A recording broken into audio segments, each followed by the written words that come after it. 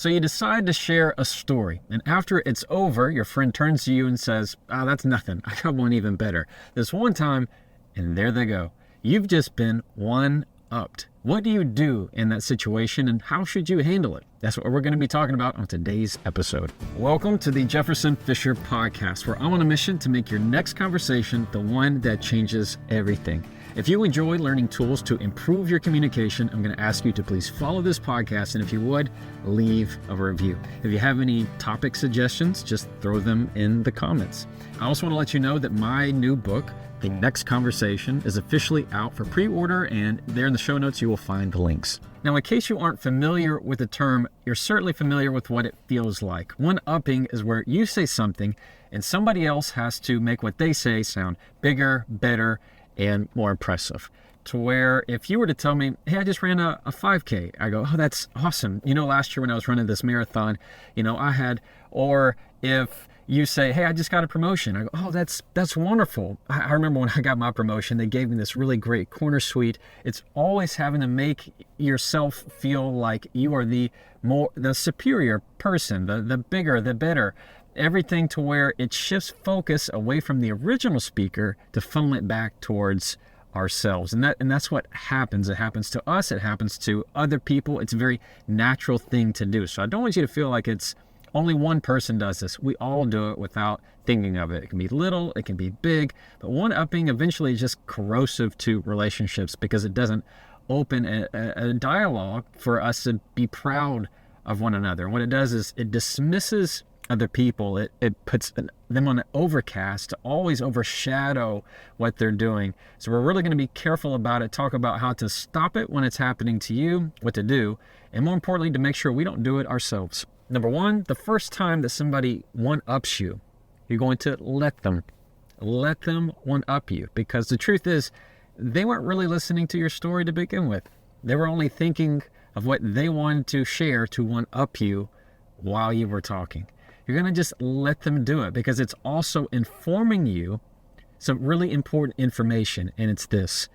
This person who's one-upping you may not be someone who you need to continue to share things with. Somebody who's not going to really be all that happy for you. So you're going to just let them do it because you're going to hear in your mind insecurity. That's what it is. Most of the time when we one up, it's because there is a insecurity that says, I don't feel like now I'm good enough, and now I need to share something to make me sound better, and that they feel that I'm also important, and that I also have value. It's this kind of competition, like two kids trying to say who has the better art project between them. Like with my two kids, my son and my daughter. My son's a little bit older. My daughter is always trying to compete, and so is my son. And so we really work to discourage that. But it's kind of that same concept of you also want to feel like you're adding value and that you're also important. So when somebody's one-upping you, when you see it as insecurity, it keeps you from getting defensive and takes away that feeling of taking it personally. That, oh man, how could they do that to me? Can't they see that I'm sharing the story? Oh, they just wanted to show how good they are, always putting me down. Instead, you flip that mentality and go, what am I missing here? Ask the question, where's the insecurity? Where's the insecurity? What need are they not getting? Yes, it doesn't matter what they look like. It doesn't matter how much money they have. You and I both know people that have a lot of wealth in life in terms of money and success, but they have little wealth when it comes to intrinsic value within themselves. They're still unhappy. They're just not happy with their home, their friends, their family. Wealth comes and success comes in many different ways. Y'all know this. But when you hear that insecurity and you hear that one upping, that's what I want you to think of. Where is this coming from? And you just respond, well, that's great. That's good for you. I'm happy for you. And just let it go and know that this is not somebody that you're going to continue to share things with. That's why number two, I want you to just put your settings to private. When somebody one-ups me, I don't try to say another story. So if I say something that's a 2 and they try giving a story that's a 6, I'm not going to go, oh yeah, well, I got one even better than that and go for a 9, because now I'm just doing it to them. Now it really is a competition. Instead, just understand I'm not going to share stuff with this person anymore. I'm going to make sure that I'm not going to overshare. I'm not going to share this with this stranger or this worker that I know, or even people that are within your own family. Like I have members of my own family that if I share something, doesn't matter what kind of success it is, they will bring up a success of their own that should have been better in some way if life had just been differently. And just have a hard time being happy for somebody. And you really can't control that. There's no phrase I can give you that's going to make somebody else more happier with their life, that they can be giving in their praise and giving and thankfulness of hearing your story. And number 3, if you're if you get one upped and you're sharing something with someone, it's okay to just lightheartedly go, that's great. I wasn't trying to compare. I was just wanting to share. It's an easy little phrase. I wasn't trying to compare. I was just trying to share. What it's doing is saying, hey, look, I'll put it on me here. I'll put it on me. I wasn't trying to create a competition. I was just sharing this little story. I'll also be kind of lighthearted sometime and go, yeah, well, I mean, not all of us can be you. I'm just trying to share my little story over here. And I let them be the bigger person. I let them be the star of the show, because I know really that's what they're needing. And if it is something that I need, then it's me who's the one. I have to have the accolade. I have to have this feeling. Then it's really a great way to turn inside and reflective of saying, what am I needing? Why am I sharing this? Am I sharing this so that they will give me praise? Am I sharing this because I have the insecurity right now? So it's a great way of just taking yourself out of it, detaching in the moment and saying, what am I truly needing? And being very selective with who you share good news with. All right, now we're at my favorite part of the podcast, and that's where I get to read a question from a follower. Those that are part of my newsletter are able to ask me questions, and I'm able to answer them, and it's a whole lot of fun and meaningful to me. So if you're not part of that newsletter, you can sign up there in the show notes. You'll see the link to sign up for the newsletter. This segment of the podcast is sponsored by a company called Cozy Earth, and it's a good name because their stuff really is cozy. I wore it all weekend long. I like Cozy Earth as a sponsor of this podcast because I use their stuff. Their sheets are on my bed. My wife wears their pajama sets, and I usually wear sweatshirts and sweatpants when it's cold on the weekends. It's just, you want to be comfortable, right? When you're home and chilling. So if you're looking for something this holiday season, I would definitely check out Cozy Earth. They're awesome. You can go to cozyearth.com/Jefferson and use the code Jefferson for 40% off. All right. I'm going to pull up my newsletter. This one I already have ready. This is Renee from Maine. I thought that rhymed for a second. It does not. Renee goes, Jefferson, I love your stuff. Thank you so much. That's very sweet, Renee. Thank you. I have a question. I work here in a cubicle setting, and we're very close together. I am somebody who let me rephrase that. My friend who I work with has said I am a one-upper. I really try not to be, but do you have any recommendations or tips for making sure that I am not the one-upping my friend? I'm really trying not to do that. I also think it's kind of oversharing, but I have a problem with that. Any suggestions would help. Renee, I got you. You're not the only one who does that, because it's very natural. It's very, very natural to want to share and explain things with. You have to remember, all of these tips are contextual, meaning if I'm with one of my best friends, we don't care about one-upping because he knows that I love him and he loves me. We're proud for each other, and it's never a competition. If it's a coworker who I vaguely know and we're just coworker friends kind of thing, or somebody who's a colleague, it's a different feeling. I got to be careful who I share things with because they might take it competitively. And also sometimes it's just cultural.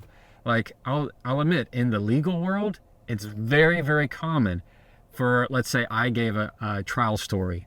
I told a story about a trial that I had, and another attorney go, oh yeah, well I got this one time, and then they tell their trial story, and somebody goes, well the one time I had this client, and they tell something about a deposition. It's very common to one up in a way, but it's just really who can say the funniest thing, or what's a funny, unique story that you can share, and it's not meant as a dismissing, wanted to overshadow somebody kind of way. So I'm going to say any of this advice I'm giving you, Renee, needs to be confined to the context that you're living in. So let's assume the best. Let's assume that everybody's friends and it's a good work environment. If you find that you are one-upping people by accident, don't get hard on yourself. This is what I want you to do. And it's easy, Renee. It's easy. When somebody's sharing a story with you, rather than immediately thinking, oh, I need to relate to them, I need to tell a story. Instead of immediately going, okay, as soon as they finish, I need to give mine so they feel like I'm relating with them in a way and connecting with them. That's not the way it sounds. It sounds like you're one-upping them. That's where the pain point is. Instead, Renee, this is so easy. All you need to do is ask one question. Just one question. As soon as they finish their story, ask an easy layup question, such as, what was your favorite part? Simple as that. What was your favorite part? Or can you tell me more? Or what else happened? Something to where you just sound like you are engaged just a little bit. If you just add on a little bit, Renee, the other person is going to immediately like brighten up. Like, oh, you listened. Oh, you hear me. Oh, you're interested. Okay, I'm giving something of value. You do find it funny. You do find it worthwhile. For them to just give a little bit more. My favorite is, what was your favorite part? Because when you do that, it gets them to replay back in their mind and share something, maybe an insight that they didn't think of. And they're going to go, oh, I really appreciate that question. I mean, if you've seen when celebrities get interviewed, right? When they get that interview question from someone that they weren't expecting, what do they go? Oh, that's such a great question. Oh, wonderful. I really appreciate that. Nobody ever asked me that. It's because they're really taking an interest in them. So it's as easy as that, Renee. When somebody's giving a story, instead of immediately sharing your own, just give one little question, like, what was your favorite part? And watch them just light up. And then they're going to be much more receptive to you sharing yours. Or you can even ask, do you mind if I share one? Do you mind if I share something?